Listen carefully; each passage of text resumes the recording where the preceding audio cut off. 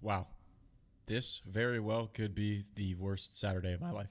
Just as I predicted, Max Holloway beats Dustin Poirier by decision, giving us what will age as one of the most iconic moments in UFC history as we said farewell to the legendary MMA career of Dustin Poirier. I would love to see him on ESPN at the desk as an analyst and really come into it, dude. I'm so sad and emotional right now. But once we heal and the sport moves on, we're going to reflect back on Dustin Poirier as an absolute legend, and we're going to reflect back on this fight as a super fun one to watch. And although he didn't get the win, a really good send out for a legend. Listen, I'm feeling emotional right now, so I'm going to let it slide.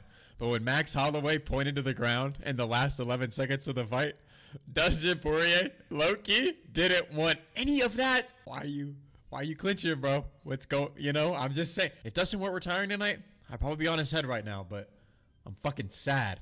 I knew I was in a rough night with my picks as soon as 40-year-old Michael Johnson dropped Daniel Zellhuber in round 2 of their fight.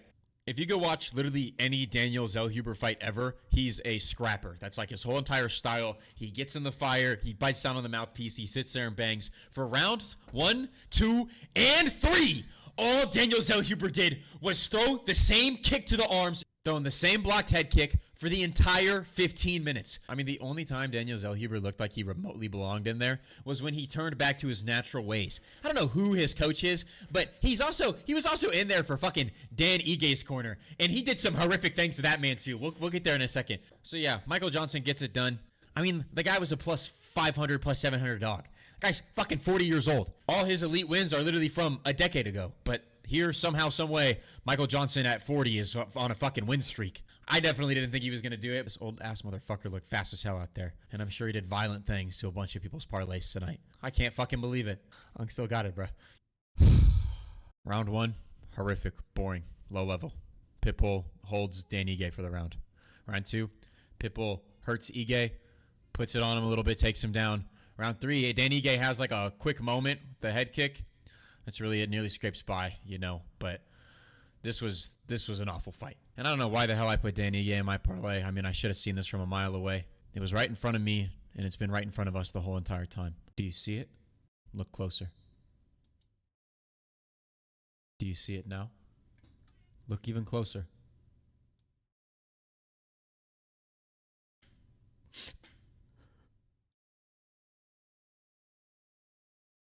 Do we see it?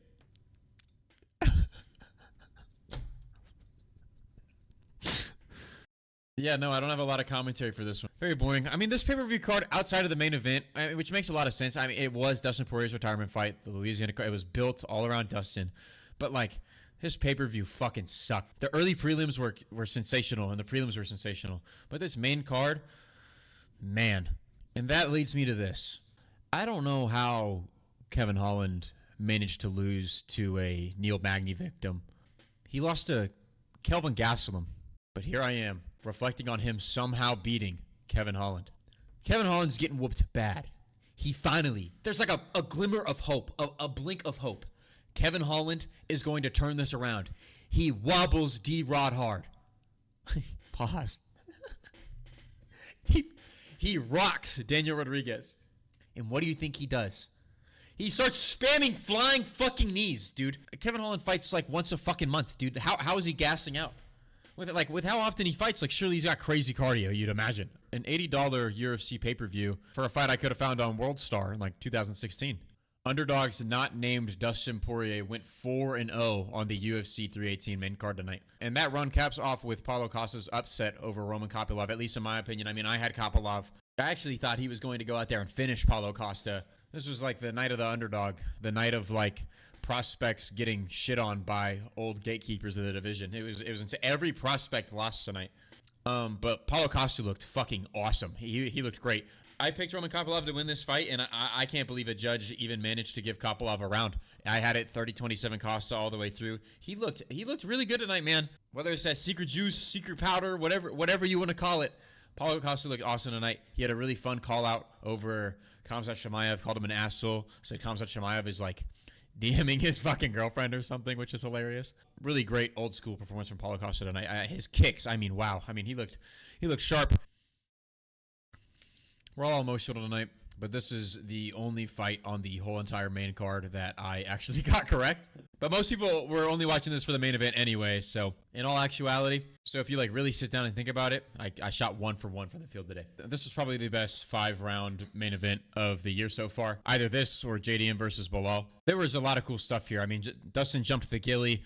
Dustin rocked Max. Max rocked Dustin, which is the fight everyone was expecting, man. I mean, we knew at the last 10 seconds there we were going to have that awesome moment where they both bite down in their mouthpiece and throw. But low-key, like I said earlier, why he clinching at the end there? You know, like, why is he clinching at the end there? I'm just saying. I'm just putting it out there. But I mean, wow, we're definitely going to enter like a mini state of grief here as the MMA community until the sport begins to move again. But Dustin Poirier was a once-in-a-lifetime kind of fighter, man. I'm glad he went out on his terms in a fun one we're going to remember for a long time.